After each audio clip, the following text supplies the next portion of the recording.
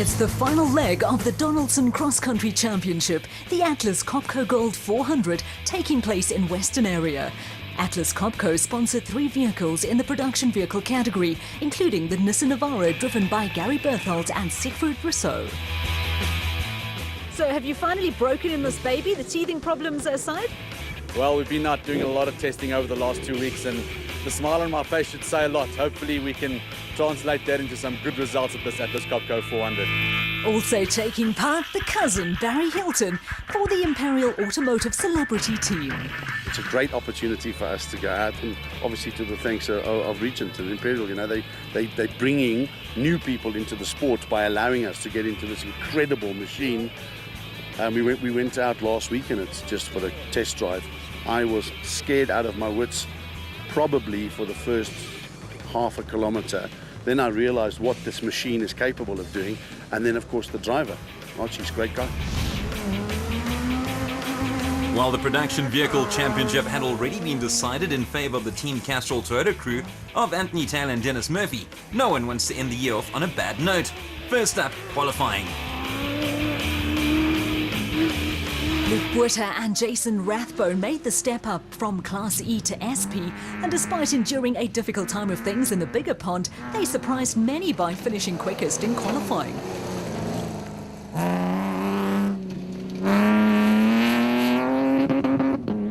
It certainly was a day of surprises, as less than 20 seconds adrift were Richard Fuller and Andre Vermeulen in their first outing of the season in the ex-RFS BMW X3. The title sponsors of the event, Atlas Copco Sorrel van Biljon and Philip Harseman in their Atlas Copco Nissan Navara, the pair third fastest. 2012 champions Duncan Voss and Rob Howie from Castrol Toyota were fourth, and they were chased hard by Hiku de Bruin and Henry Hiku, who ultimately finished further back.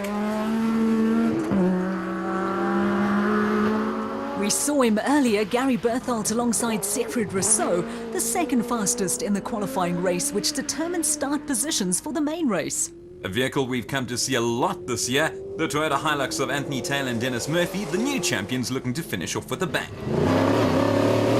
In 6th place, after having missed a few events this year, it's the father and daughter of Kobus and Lizelle van Tonder in their first event together in the V8 Unifreight Ford Ranger. Lizelle usually drives with brother Jacques, but this time it's her dad behind the wheel. The man from Freiburg, Malcolm Koch, with Johan Berger in their Koch & Sons Toyota Hilux. They're 7th going into Saturday. So Buerter and Rathbone tops after qualifying, but just 1 second clear of Fuller and Vermeulen, while Van Biljon and Hasselman round off what is an unexpected top 3, to say the least. While the championship winners in Class SP are already known, it's a different story in the specials. Reigning champs Evan Hutchison and Dani Stassen from Motor White Racing go into the race with a 12.5-point advantage over Clint Gibson and Gary Campbell. Fortunately, last race we had a DNF, which obviously put us back a bit. But with a bit of luck and the way the sport goes, anything can happen. You guys have also been pretty consistent this season. Are you looking for a little bit more of that today, or are you just going to go out there and give it horns? I think we've got to go out there and really give it horns, like you say. It's a make or break race, this race. We've got to go out there and capitalise as much as we can and try and see if we can get number 1. There's nothing to choose at the top, with even the Sulvolt from Elegant Fuel, Hammond and Vichart in with a chance.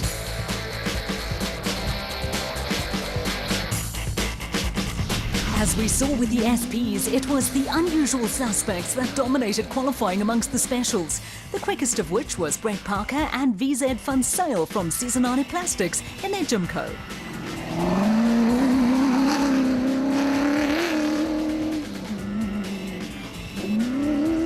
Just 10 seconds adrift, the Conqueror Porter Philip de Vries and Johan Viljoen. You'd think the Blue Bulls copied their car when designing their new camo-themed jersey.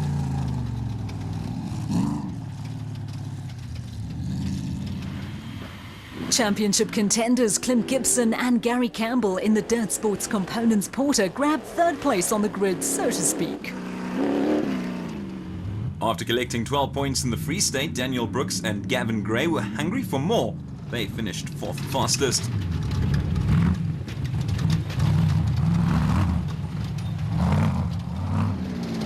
Rounding out the front 5, Daniel and Lo Zili in the Maxi Liqui Moly Rockstar Porter. With the successive championship trophy in their sights, Evan Hutchison and Donnie Stassen in the Motorrad Bad Viper didn't have the best of qualifiers, coming home in 6th place. Marius and Yolinda Fourie kept in touch with the front runners with a time of 53 minutes and 3 seconds in their PHB Bat Spec 4.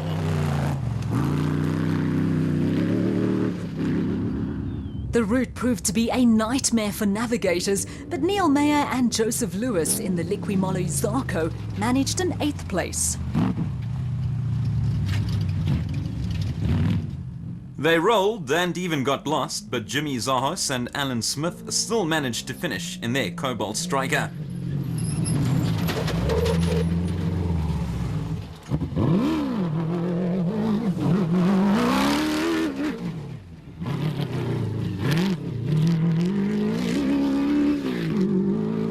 The first Class P vehicle through, who else but John Thompson and Maurice Matted in their Zarco Magnum. So a great ride from Parker and Vincel, putting them 10 seconds clear of De Vries and Viljoen, while Gibson and Campbell are amongst the front runners, 33 seconds off the pace, but crucially ahead of Hutchison and Stassen. With qualifying done and dusted, it's now onto race day, and leading the pack not only first in class but first overall, Brett Parker and VZ Vincel in their nicely turned out Cesarani Jimco. It's taken 18 months to recover, back in the driver's seat now and enjoying it. We were lucky yesterday, we had a low start, so most of the route was already opened up for us. So yes, we had a nice clean run and up on pole. First in class SP, the gentle giant Luke Puerta from Force Fuel. Yeah, we're a little bit apprehensive. It was a good run. We didn't get lost too many times. Kept it clean, kept it tidy. That's going to be the same strategy for today. We're not going to lose our heads. Just going to keep it on the road. If anyone wants to go crazy, go past us, we're going to let them go, but we're going to ride our race. There's great excitement. We've already had a couple of titles decided, but at the conclusion of this weekend, the rest of the champions will be crowned. Welcome to the Atlas Copco Gold 400. Thanks, Leanne. So recapping the overall start list, Parker and Vincel will go out the gates first, followed by De Vries and Viljoen, while Boert and Rathbone are the first class SP contenders in the mix, but they're 9th on the grid. Racing is underway with Parker and Vincel out front. Let's hope the cars experience a better race than the navigational nightmare that welcomed them during qualifying. Another excellent performance in the qualifying race saw rookies Philip De Vries and Johan Viljoen second on the grid. On board with De Vries and Viljoen, they describe the route as being very technical and covered with rocks. As we head towards the festive season, De Vries and Viljoen must have thought it's already Christmas, given the fact that they were handed the lead very early, Parker and Vincel getting lost almost immediately out the gates, meaning that we had a new leader almost immediately. As the porter of Gibson and Campbell slid by them into second position.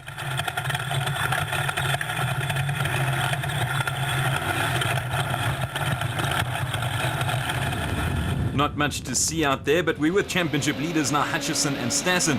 Of Motorrad Racing, they were furious after qualifying. They can't be too unhappy now, having just made their way to 5th place, overtaking the Zeelies from Max's Liqui Moly Rockstar in the process. The brothers dropping to 6th place, but not too far behind them, Marius and Yolinda Fourie, the family in their PHB Bat Spec 4.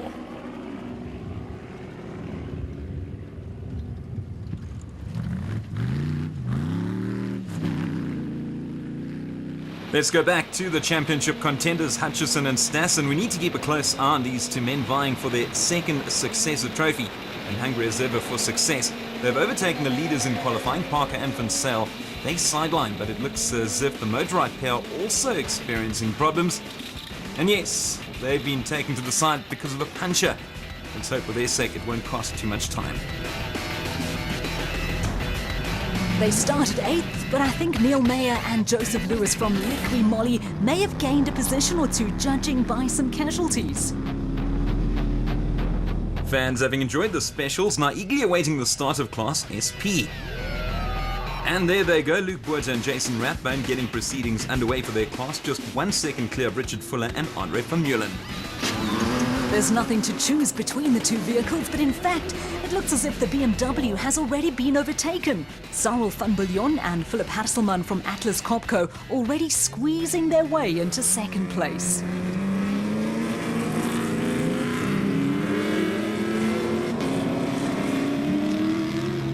Back-to-back Castrol Toyotas approaching. In fifth place, having already secured the championship, Taylor and Murphy, hot on the heels of teammates Voss and Howie. But the championship winners already desperate to get in front of their teammates and trying to take a bit of a shortcut, and in the process ruining their windscreen by colliding with a tree. Looks as if that's going to slow them down quite a bit. So early problems for both Taylor and Murphy, as well as the BMW of Fuller and Vermeulen. Both teams coming to a standstill. Fuller and Vermeulen hit a steel pole, breaking the left front steering arm, with Taylor and Murphy stopping to repair a puncture. And perhaps even the windscreen not standing still. Hutchison and Snassen, good to see them back up and running, making their way past what looks to be a dormant Atlas Copco Toyota Hilux of Van Biljon and Hasselman, who hit a rock and broke the diff.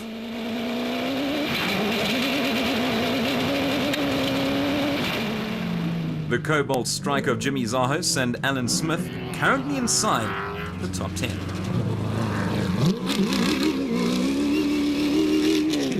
Speaking of Atlas Copco, here's Gary Berthold and Siegfried Rousseau in their Nissan Navara, but not too far behind, John Thompson and Maurice Madden, currently first in Class P. Now Thompson and Zamatin won't be challenged by Colin Matthews, the reason being that Matthews broke a side shaft. It cost them the challenge. Inside the car, Berthold and Rousseau from Atlas Copco, despite having enjoyed a miserable qualifying, things seem to be going well. But not so for Zahos and Smith. They've just passed them, the pair experiencing electrical problems with the car constantly cutting out. Berthold and Rousseau weren't quick enough for Quinton Silvold and Janine Lawrence, the pair riding for Elegant Fuel. No Cully this time around. So the route certainly favouring the specials, but this is Cobus van Tonde and Lazelle, closely followed by Malcolm Koch and Johan Berger in their Koch & Son V8 Toyota Hilux. On board with father and daughter Cobus and Lazelle van Tonder, looking very lost out there, and they're not the only ones. Willem Vos and Werner Weiss look to have taken a wrong turn too, and certainly plenty of confusion on the go. And the result is that Voss and Weiss gain a massive advantage. No problems for the Horns though, who continue to lead the way in Class D.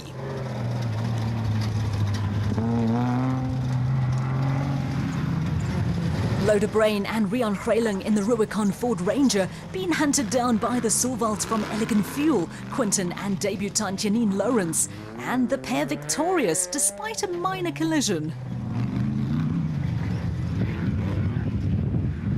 Just behind them, Visser and LaRue, while Derek de Toy in only his second race of the season with rookie Dion Coetzee of 7 Delan fame in their Atlas Copco Bat Spec 5, currently in 11th place. De Toy, a previous champion, lives in Cape Town, and he decided to try his hand at motor racing once again. Despite it being their first outing together, the pair appear to be making up some ground.